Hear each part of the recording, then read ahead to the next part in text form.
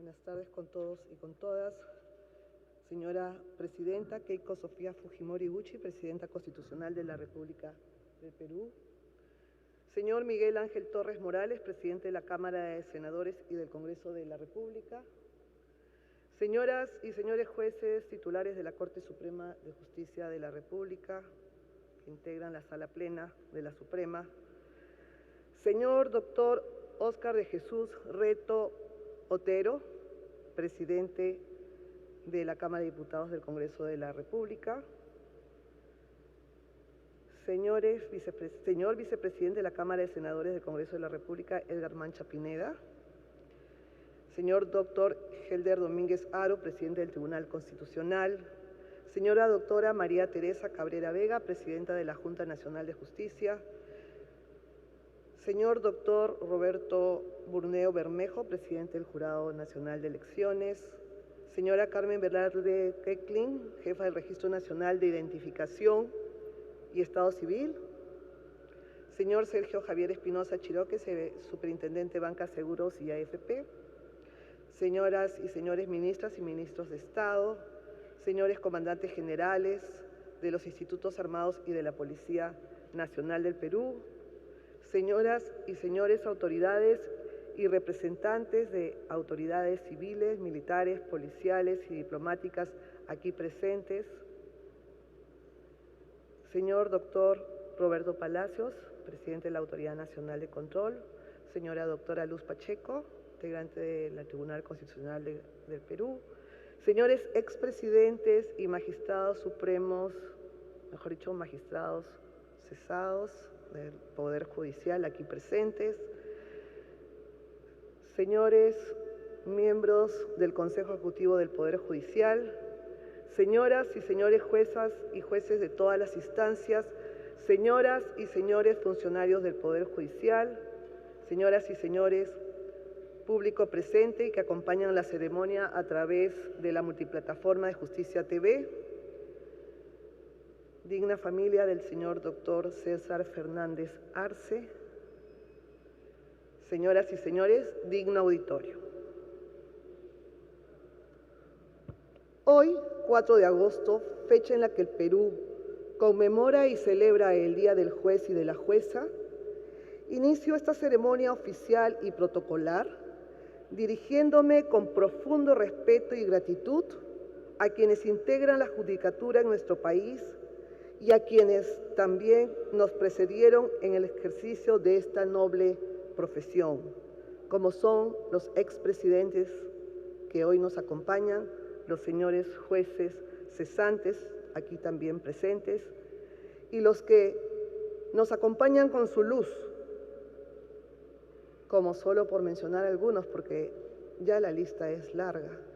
El doctor Luis Portugal Rondón, el doctor Luis Almenara Braizo, el doctor José Luis Lecaros y también el doctor Fernández Arce, cuyo homenaje hoy va a ser expuesto y expresado por parte nuestra en el discurso de orden. Por eso es que en primer término rindo homenaje y expreso mi más profundo agradecimiento a todos los jueces y las juezas, a ustedes jueces y jueces de la Corte Suprema y de las 35 Cortes Superiores de Justicia que integran el Poder Judicial en nuestro país. El trabajo que ustedes realizan es hecho con vocación, con integridad, con valentía, con firmeza.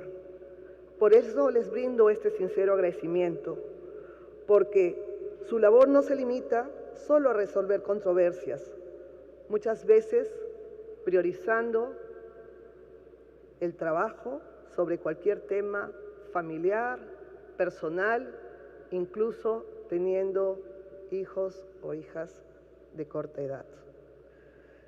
Y como decía, no solamente resolver controversias, consiste sobre todo en garantizar que el derecho tenga contenido real, como le decía en la homilía el padre Justi, que los conflictos se encaucen por vías institucionales y que la justicia no dependa del poder, de la influencia ni del dinero. Los peruanos confían en los jueces y las juezas para la protección de sus derechos. Y esta confianza se sostiene en vuestro compromiso con la imparcialidad y la independencia. La gratitud que hoy manifestamos cobra una connotación especial, porque ser juez o jueza en el Perú no es nada fácil, si no lo sabremos. Ustedes ejercen una tarea exigente y compleja que implica tomar decisiones en contextos apremiantes, plazos perentorios, elevada carga procesal, juicios paralelos, casos mediáticos y siempre con la exigencia de adoptar interpretaciones con rigor y prudencia. Pero ser juez o jueza requiere principalmente comprender una verdad esencial. En cada proceso judicial, siempre una parte, el demandante o el demandado, el denunciante o el denunciado, siempre quedará disconforme con lo resuelto. Esto no es un defecto del sistema, sino un ingrediente inevitable de la impartición de justicia. Es la consecuencia de cumplir con el deber de decidir conforme a derecho después de escuchar, analizar y motivar. Es el resultado de dar la razón a quien le corresponde y el precio de no caer en la tentación de buscar adhesiones masivas o muestras unánimes de aprobación. En este punto me pregunto si las encuestadoras habrán considerado la variable que estoy mencionando de un 50% de personas vencidas en un proceso judicial, porque ello implica que jamás podríamos partir de un 100% de aprobación. Y no sé si alguna encuestadora alguna vez lo habrá hecho. Quisiera conocer cuáles son sus instrumentos de medición de nuestro trabajo y de nuestra aprobación, porque después de ver el video estoy segura que a las personas a las que hemos podido acceder, si se les pregunta, darán una respuesta positiva de nuestro trabajo. Entonces esto es muy importante para poder dar a conocer en realidad lo que los jueces y las juezas hacemos.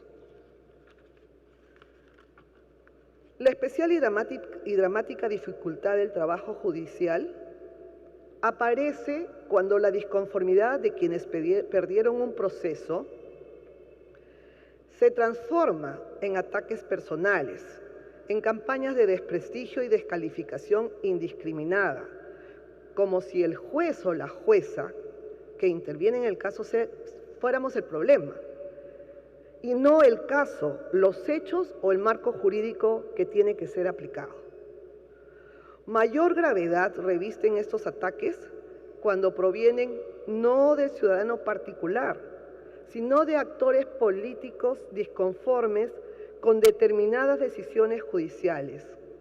Más aún, y tengo que subrayarlo, cuando son parte o sujetos con interés en el resultado de algún proceso. Esto, sin duda, constituye formas de actuación no democráticas, de irrespeto hacia la judicatura y de menoscabo a la autoridad de los jueces. De esta manera, se enfrenta a la ciudadanía con el juez, lo cual resulta contraproducente para la estabilidad y la democracia que nuestro país necesita, y dentro de esta gran expectativa que se cierne ahora en el marco de un nuevo periodo de gobierno constitucional. Un ataque inaceptable proferido contra el Poder Judicial consiste en afirmar que la Judicatura persigue políticamente a las Fuerzas Armadas y policiales. Nada más falso. Valoramos la inconmensurable tarea del Ejército, de la Marina, de la Fuerza Aérea y de la Policía Nacional a la construcción de la peruanidad y de la paz en nuestro país. ¿Cómo no sentir orgullo por Grau, Bolognesi, Cáceres, Quiñones, Mariano Santos, Alipio Ponce, quienes defendieron con su vida al país, y por tantos otros que con el mismo heroísmo han defendido y defienden en la actualidad la paz y la democracia. Pero cuando en casos específicos suceden situaciones contrarias al derecho, la justicia de nuestro país no puede dejar de actuar. Eso no es persecución política, es buscar la verdad. Enfatizo y reitero, en el Poder Judicial se imparte justicia a todos por igual, sin consignas y sin mirar nombres, cargos ni posiciones políticas, económicas, sociales o de cualquier otra índole. El derecho a la crítica es válido, pero no el insulto. Desde esta perspectiva, aceptamos las objeciones y cuestionamientos hechos con lealtad y limpieza, pero permitiéndome usar las palabras de su Santidad León XIV, pido, invoco, que quien critique a un juez o a una jueza lo haga con la verdad, porque el agravio y la diatriba nunca son argumento, por el contrario, siempre son un obstáculo para la vida democrática. Nada de lo dicho hasta aquí significa renuencia ni negación de la autocrítica. Somos humanos y por ello no somos infalibles y sabemos que cada quien asume la responsabilidad por sus actos. La apertura para reconocer limitaciones, problemas o errores es condición indispensable para aprender, corregir prácticas y fortalecer la independencia y la legitimidad de toda entidad pública. Y es que la autocrítica honesta no debilita las instituciones, las hace más transparentes, más responsables y más capaces de merecer la confianza ciudadana. No puedo en este día dejar de recordar lo que vengo sosteniendo de manera enfática, que cuando se afecta la independencia del Poder Judicial, se pone en peligro la democracia y la vigencia misma de la Constitución. Por eso digo, con claridad, que la independencia judicial no es un privilegio corporativo, sino una garantía para la sociedad, porque sin ella queda eliminada la posibilidad de los ciudadanos de recurrir a un juez imparcial para proteger sus derechos. Ahora bien, la firme defensa de la independencia judicial no es, y esto también debo subrayarlo, incompatible con mantener una relación de colaboración permanente y estrecha con los otros poderes del Estado y las demás instituciones del país. Al contrario, esta colaboración siempre ha sido posible, necesaria y de hecho así venimos trabajando desde el inicio de nuestra gestión, como fácilmente puede ser comprobado.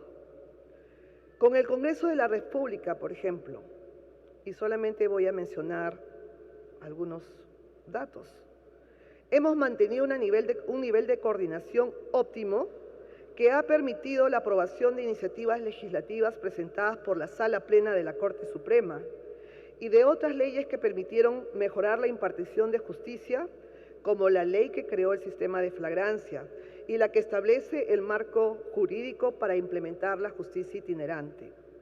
Especialmente debo mencionar que el Parlamento, como acto de justicia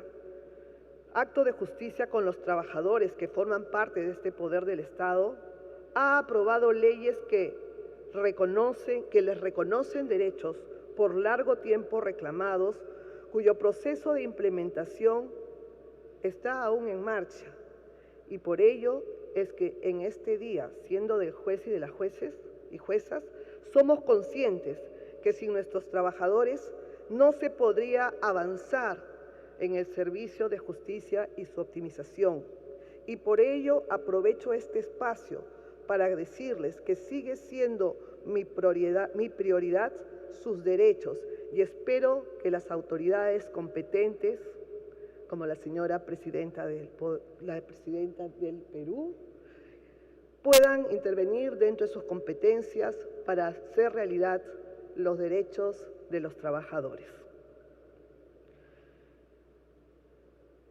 Con el Poder Ejecutivo, por su parte, hemos establecido espacios de trabajo conjunto para impulsar decididamente políticas de Estado y trabajar de manera priorizada en la lucha contra la inseguridad ciudadana y la corrupción.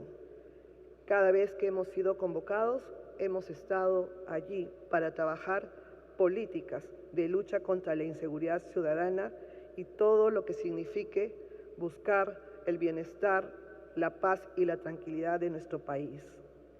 Debemos tener presente que la judicatura es un contrapeso indispensable dentro del Estado, pero no para enfrentar a nadie, sino para asegurar la supremacía de la Constitución y la protección de los derechos fundamentales. Este contrapeso democrático no compite con los demás poderes del Estado, los complementa. Ninguna institución por sí sola puede cerrar las brechas sociales que aún existen en nuestro país. Nuestra fortaleza proviene del equilibrio y del trabajo articulado entre el Ejecutivo, el Legislativo, los organismos autónomos y los gobiernos regionales y locales. La Judicatura peruana está dispuesta a continuar y a fortalecer este trabajo conjunto, siempre desde el respeto mutuo a las competencias que la Constitución ha confiado a cada institución. Por ello, hoy que en nuestro país se inicia un nuevo gobierno constitucional, debo destacar el compromiso que representa el hecho que la Presidenta de la República haya juramentado su cargo afirmando que respetará la independencia y la separación de los poderes del Estado y de la democracia. Nos preocupa, sin embargo, que su juramento solemne, es decir, su palabra, contraste frontalmente con voces recientes que desde el ataque y la diatriba hacia la judicatura alientan peligrosas formas de intervención al Poder Judicial, las cuales son inadmisibles en un Estado democrático. Un juez y una jueza son independientes cuando pueden resolver los procesos a su cargo libres de presiones políticas o de cualquier otra índole.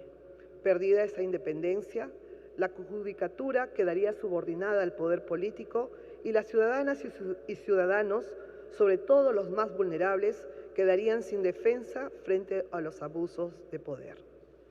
Hoy, la independencia, de ser solo principio y garantía, ha evolucionado hasta convertirse en un derecho irrenunciable que tenemos los jueces. Una parte fundamental de esa independencia es el derecho a la permanencia en el cargo, salvo que un debido proceso demuestre la comisión de faltas previamente tipificadas en la ley, conductas al margen de la ley, no criterios. Por eso, si se llegara a destituir a un juez o una jueza nombrada mediante concurso público meritocrático únicamente porque una autoridad discrepa con el contenido de sus decisiones o con su criterio jurisdiccional, se eliminaría por completo la independencia judicial y ello resultaría arbitrario. En los últimos meses hemos visto con preocupación cómo se han presentado denuncias contra jueces y juezas que ejercieron el control difuso de constitucionalidad y de convencionalidad. Vale recordarlo, el control difuso no es una invención de los jueces. El control difuso está reconocido expresamente en el artículo 138 de la Constitución. Y cito, dice así: en todo proceso de existir incompatibilidad entre una norma constitucional y una legal, los jueces prefieren la primera. O sea, es un deber constitucional. Por otra parte, el control de convencionalidad es una obligación que el Perú asumió al formar parte del Sistema Interamericano de Derechos Humanos. Reitero con toda claridad, cualquier persona o institución tiene derecho a criticar e impugnar una resolución judicial y ese derecho lo defenderemos siempre. Pero discrepar con una sentencia no puede ser justificación para despojar del cargo a quien la emitió. Es un derecho fundamental del juez y de la jueza a ser dependiente, independiente y no ser destituido por su criterio jurisdiccional. Además de la defensa de la independencia de los jueces y las juezas, el compromiso del Poder Judicial es la convivencia pacífica de los peruanos, los trabajadores, los estudiantes, los emprendedores, las madres de familia, las personas adultas mayores y en términos generales, todos quienes viven en este país tienen derecho a desarrollar su vida en paz y con tranquilidad. Sin embargo, este solo se ejerce plenamente cuando hay un clima real de seguridad ciudadana en todos los ámbitos.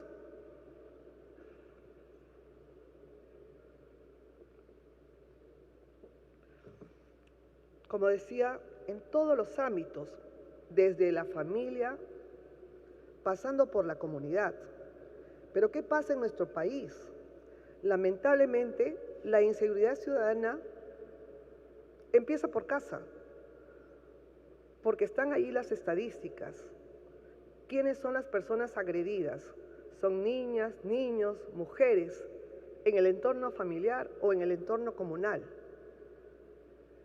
Y esto es una realidad, y en esto se tiene que trabajar muchísimo.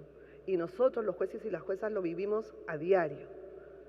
En el lugar donde las personas deberían encontrar los cuidados, la protección, el amor, el afecto, lamentablemente muchas encuentran más bien la violencia en sus vidas.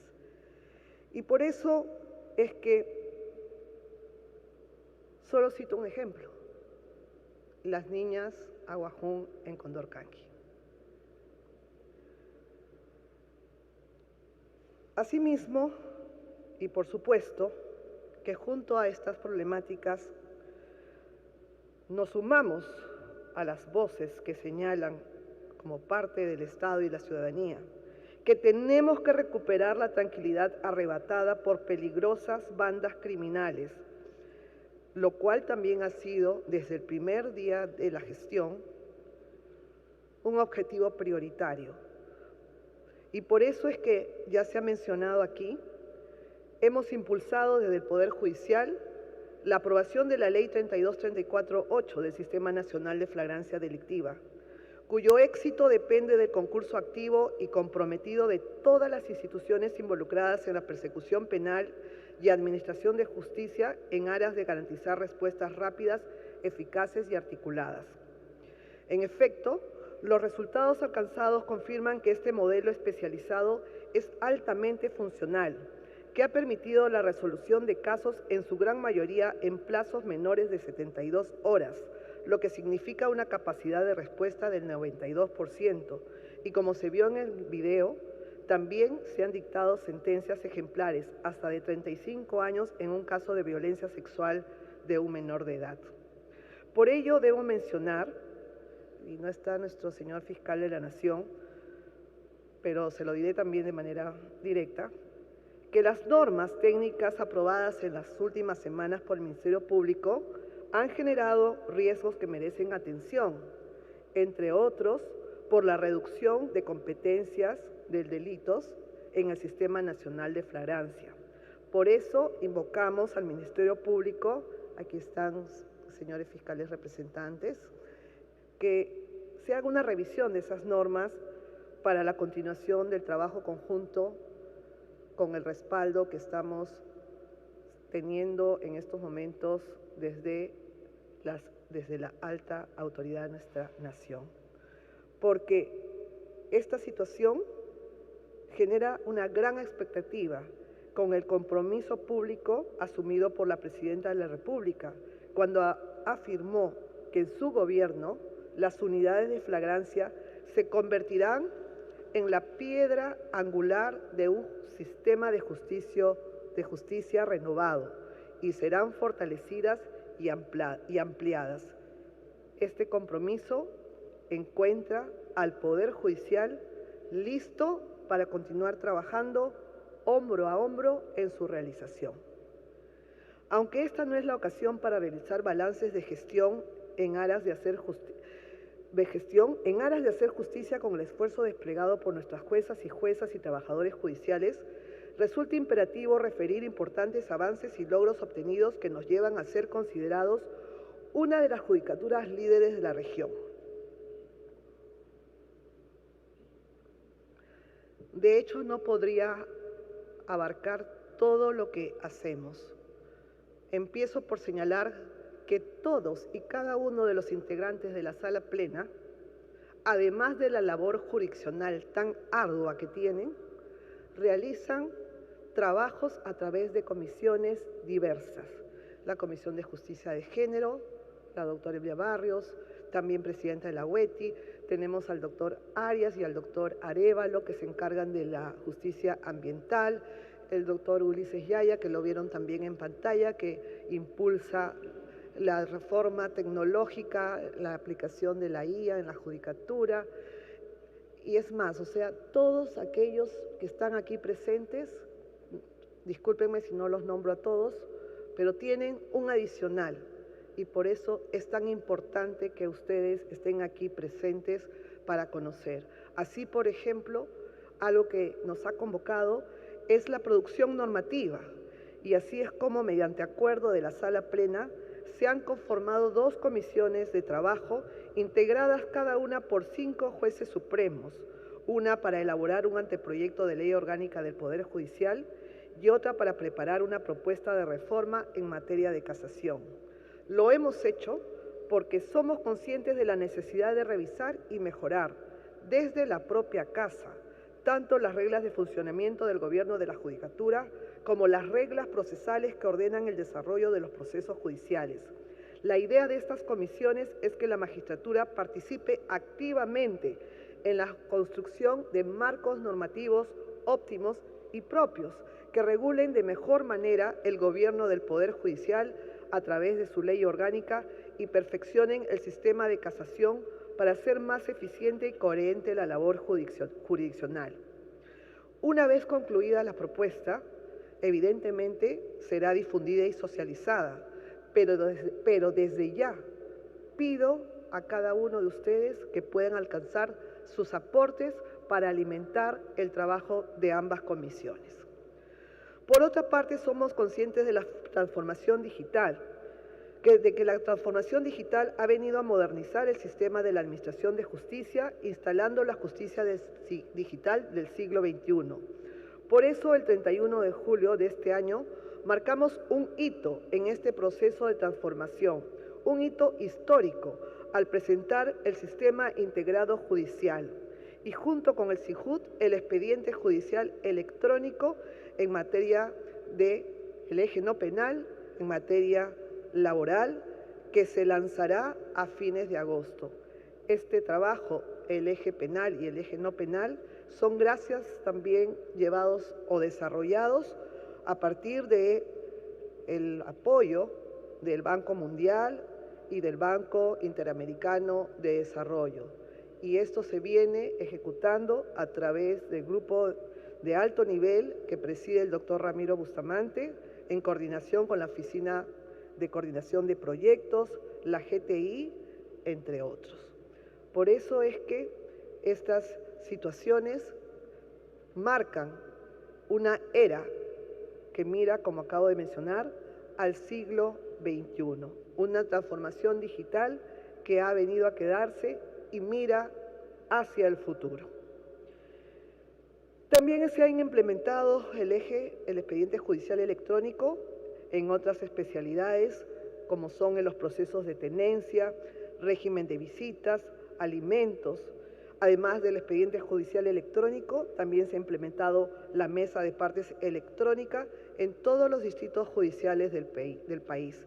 Y su empleo hará posible reducir su duración a solo meses o semanas, como también se ha podido apreciar en el video.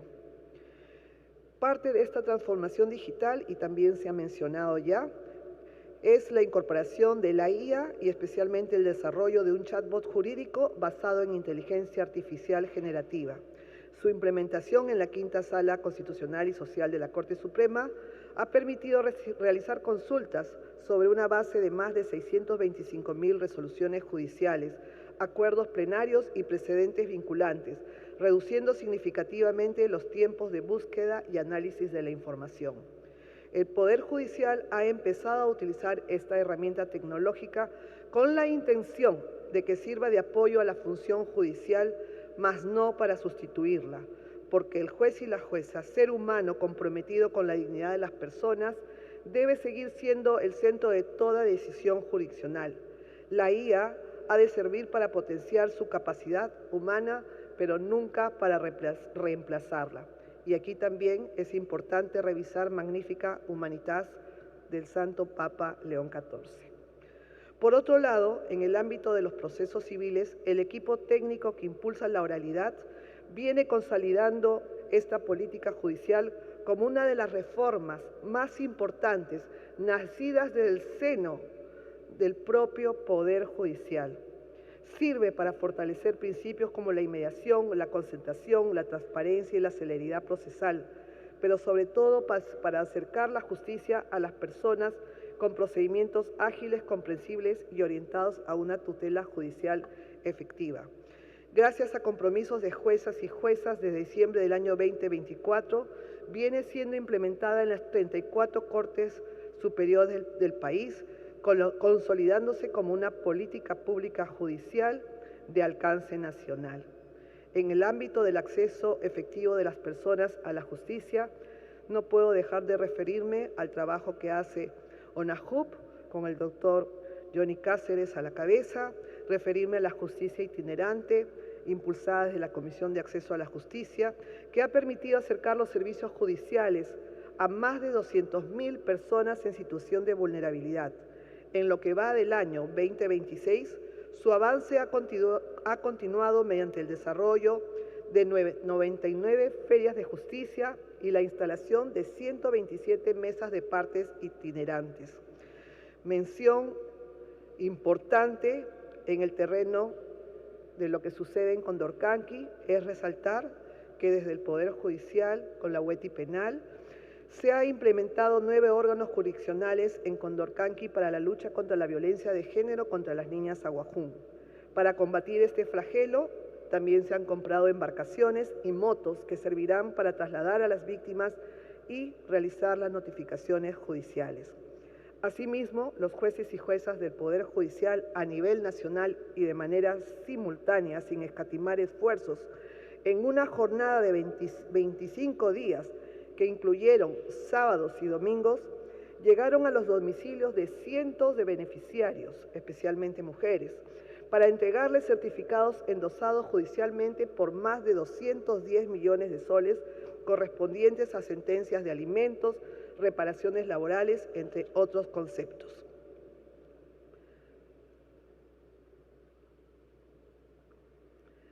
He querido reservar este momento final para sintetizar 3 ideas que condensan el sentido profundo de esta celebración. La primera está referida al rol de ser mujer, y ello no es solo un dato simbólico, sino una expresión del camino que las mujeres y las mujeres juezas hemos venido recorriendo con esfuerzo, responsabilidad y convicción en todos los espacios de la vida pública. En mi condición de mujer y de presidenta del Poder Judicial, debo decir que serlo en un cargo público nos impone una triple responsabilidad: la de ejercer la función con firmeza y con absoluto respeto por la Constitución, la de demostrar que el liderazgo femenino no es una excepción ni una concesión, sino una manifestación legítima de la democracia, y la de asumir un compromiso con las generaciones futuras, con las niñas y jóvenes que deben saber que ningún espacio les está vedado, porque sí hemos demostrado que se pueden vencer los estereotipos y prejuicios de género que nos reducían a estar siempre en espacios privados. Sí, y lo he dicho con claridad, de género, que no es ninguna ideología, sino una categoría de análisis de las desigualdades estructurales entre hombres y mujeres, temida por unos y satanizadas por otros, probablemente por desconocimiento, porque permite identificar las asimetrías de poder en las relaciones sociales que impiden tener sociedades igualitarias. Allí radica la responsabilidad histórica, la mía, la suya, señora Presidenta. La segunda idea es la necesidad del trabajo conjunto y de respeto. Ninguna institución del Estado, por fuerte que sea, puede enfrentar sola los enormes desafíos que tenemos como país. La justicia, la seguridad ciudadana, la lucha contra la corrupción, la integridad pública, la protección de los derechos fundamentales y la mejora de los servicios públicos exigen coordinación, diálogo y cooperación leal entre poderes e instituciones. Pero ese trabajo conjunto solo es posible cuando se sostiene sobre una base indispensable, el respeto mutuo. Respeto por las competencias constitucionales de cada poder del Estado, por la independencia judicial, la palabra comprometida, por la crítica fundada y también por la diferencia legítima. Cuando el respeto guía la relación entre las instituciones, el Estado se fortalece. Por eso, hoy más que nunca, necesitamos entender que colaborar no significa subordinar y que discrepar no significa destruir y que las diferencias no nos hacen enemigos. Solo desde el respeto es posible construir acuerdos duraderos y eficaces fundados en los valores de la justicia y en los principios de la ética. La tercera idea es la gratitud.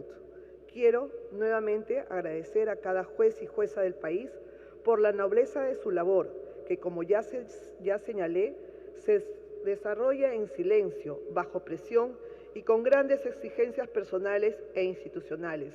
Ser juez o jueza en el Perú supone enfrentar jornadas intensas, expedientes complejos, demandas sociales urgentes y no pocas veces críticas injustas e incomprensiones, así como también afectación a la integridad personal y a la vida.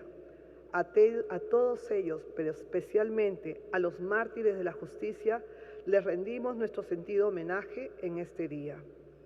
A pesar de todos estos riesgos, ustedes continúan sosteniendo la promesa de la justicia, asumiendo este nuevo rol de garantes del respeto de los derechos fundamentales y de la superación de las barreras que impiden la justicia con igualdad. Vuestra perseverancia en esta tarea tiene un nombre: resiliencia. Es la resiliencia para seguir sirviendo con independencia, para no ceder ante la adversidad, para mantener la vocación aún en medio de la carga, la incertidumbre o la exigencia. En suma, para recordar que cada decisión judicial impacta en la vida real de las personas. A la luz de vuestra entrega, recuerdo hoy una frase atribuida a Francisco Bolognesi, quien en su hora más difícil, momentos antes de dar su vida en la defensa de Arica, le habría escrito a su esposa para decirle: no reclames nada porque pueden pensar que pongo precio a mi deber. Así son nuestros jueces y juezas. Y yo, no reclamamos nada. Porque lo que sentimos fervientemente es el cumplimiento de una obligación, de un deber que nos honra y nos fortalece: el servicio a la justicia y nuestro patriotismo. Jueces y juezas del Perú, gracias por mantenerse firmes, gracias por seguir trabajando con compromiso, gracias por demostrar que nuestra judicatura tiene la capacidad de adaptarse, resistir y avanzar sin perder su esencia humana, y sobre todo, gracias por amar esta carrera judicial. Muchas gracias, gran familia judicial a la cual estoy segura nos sentimos muy orgullosos y orgullosas de pertenecer.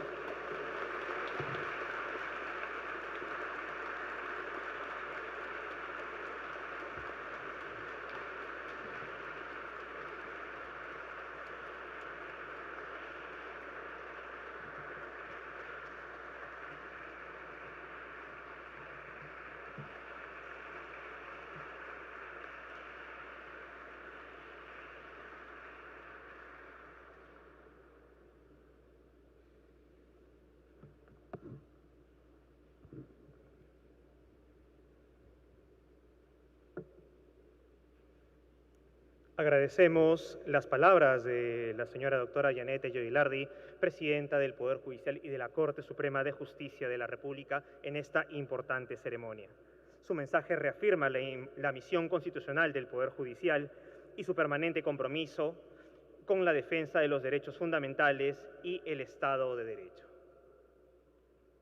En el marco de esta conmemoración, rendiremos homenaje a la memoria de quien dedicó su vida al servicio de la justicia y dejó una huella indeleble en nuestra institución. Invitamos a hacer uso de la palabra al señor doctor Wilber Bustamante del Castillo, juez supremo titular, quien pronunciará el discurso de orden en homenaje póstumo al señor doctor César Fernández Arce, expresidente de la Corte Suprema de Justicia de la República. Lo recibimos con un fuerte voto de aplauso.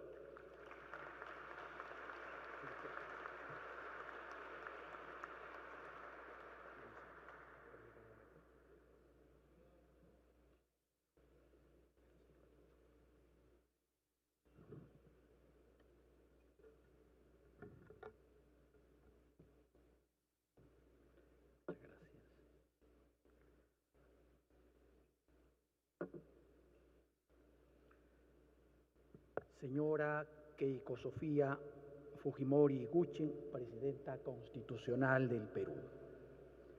Señora doctora Yanet Tello Gilardi, Presidenta del Poder Judicial. Señor Miguel Torres Morales, Presidente de la Cámara de Senadores y del Congreso de la República.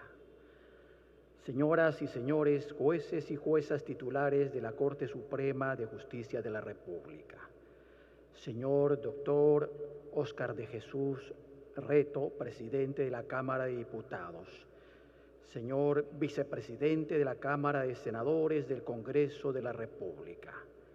Señor doctor Elder Domínguez Haro, Presidente del Tribunal Constitucional. Señora doctora María Teresa Cabrera Vega, Presidente de la Junta Nacional de Justicia. Señor José Manuel Gutiérrez Cóndor, Defensor del Pueblo. Señor doctor Roberto Burneo Bermejo, Presidente del Jurado Nacional de Elecciones. Señora Carmen Velarde, Jefa del Registro Nacional de Identificación y Estado Civil. Señor Sergio Javier Espinosa Chiroque, Superintendente de Banca y Seguros. Señores y señoras ministros de Estado, señores integrantes del Consejo Ejecutivo del Poder Judicial, señoras autoridades,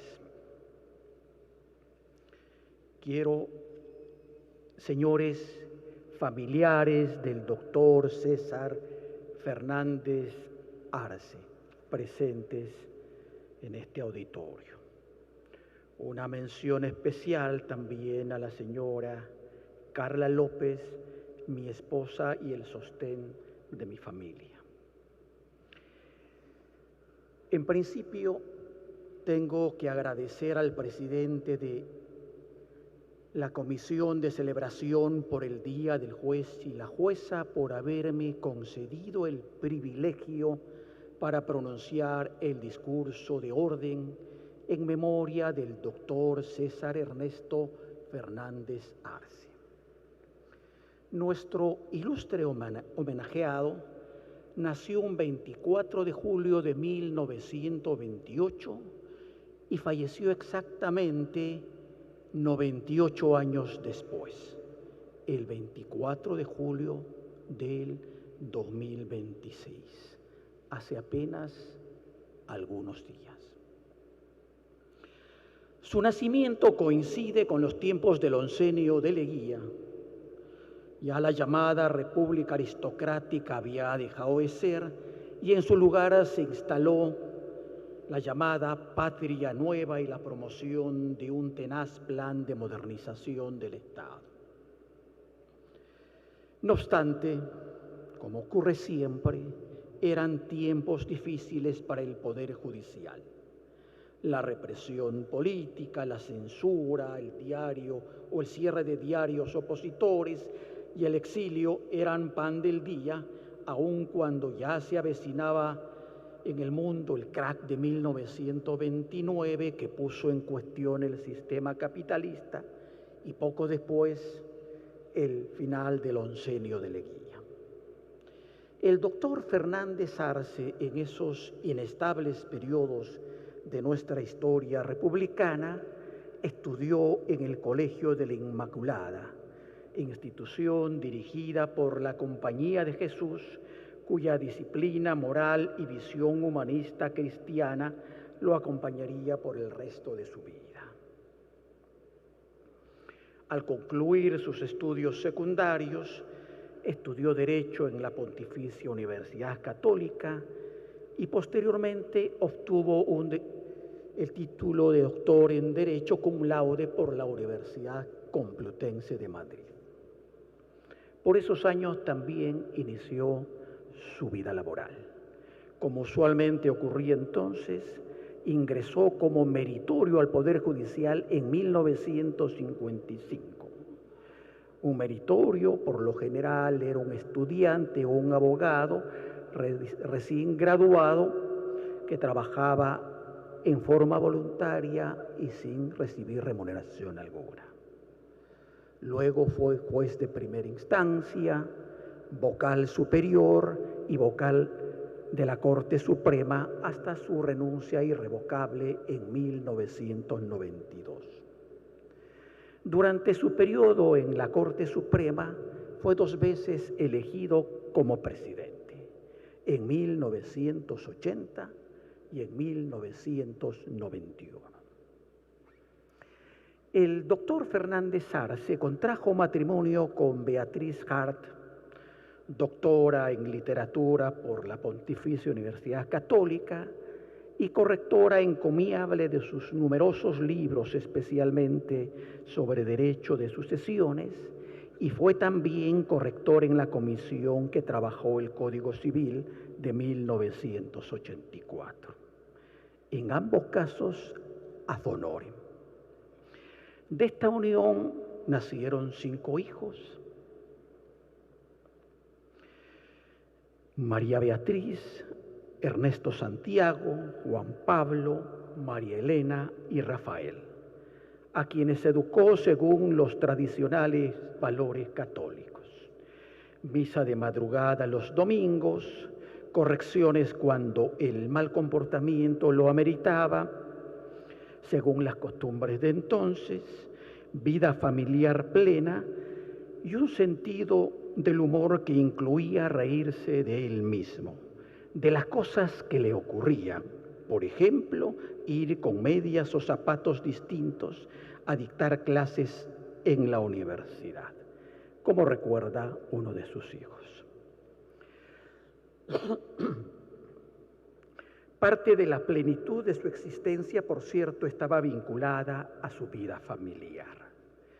La otra parte estaba enfocada en el Poder Judicial, sobre el que tenía 2 preocupaciones centrales: la independencia, de la que era un férreo defensor, y la ética, en el sentido del cumplimiento del deber en los que había sido formado y que proyectaba en todas sus actuaciones.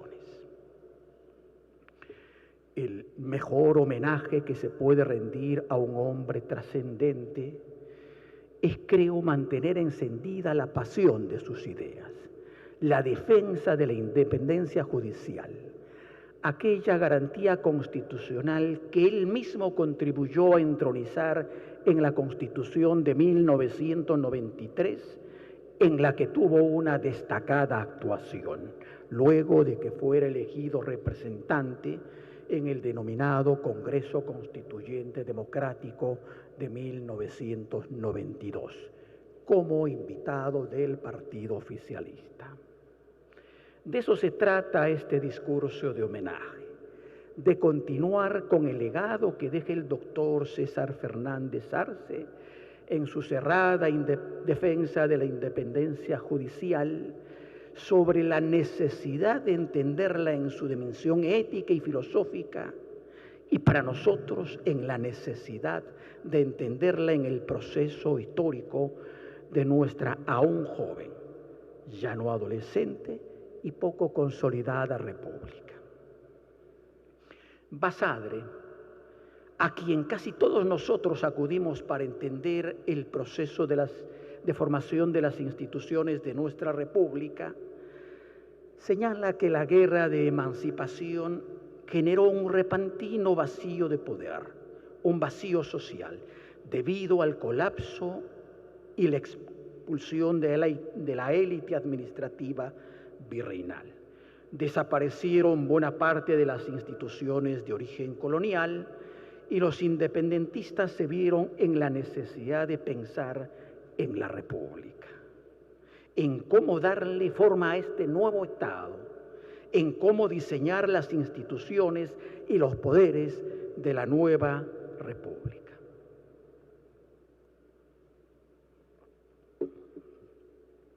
Como en la formación de Macondo, los independentistas, entre ellos Faustino Sánchez Carrión y Bernardo de Monteagudo, rivales encarnizados según crónicas de la época y muertos ambos de manera sospechosa, empezaron a diseñar las nuevas instituciones republicanas y a refundar o mantener algunas otras instituciones coloniales en la nueva república. En este propósito tuvieron que establecer las estructuras del poder judicial creadas sobre los cimientos de las audiencias coloniales. En este orden primigenio, el caudillismo, por su propia naturaleza autocrática, intolerante con la disidencia, tan pronto se crearon las nuevas instituciones y dentro de ellas el poder judicial, las sojuzgaron convirtiéndolas en apéndices legitimadores de la voluntad del caudillo militar de turno. Carlos Ramos Núñez, el mayor historiador del derecho peruano, cuenta, por ejemplo, que apenas inaugurada la Corte Suprema de Justicia de Simón Bolívar en 1825, el tribunal debió enfrentar el sonado caso de Juan de Berindoaga, vizconde de Sandonás. La idea de sonado caso debe ser entendido en el contexto actual como un caso mediático. Acusado de traición a la patria y de connivencia con las tropas realistas españolas, Berindoaga fue sometido a un proceso influenciado por las presiones del libertador Bolívar y las facciones patriotas más radicales, de estas que siempre han tenido presencia en nuestra república, culminando en su ejecución en la Plaza de Armas de Lima. Ricardo Palma, en una de sus tradiciones, con ese tono en el que se confunde la tragedia y la ironía, cuenta sobre aquel suceso. El famoso decreto que redactó don Juan Félix Berindoaga, conde de San